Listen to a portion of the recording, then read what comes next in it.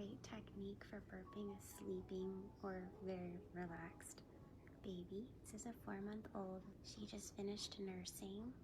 If you have a reflux baby, get them into this position very slowly. I'm using her own arms to support her, and my chest and belly is pressed against her back, making it straight. And I'm gonna try to burp her without disrupting her or upsetting her in any way.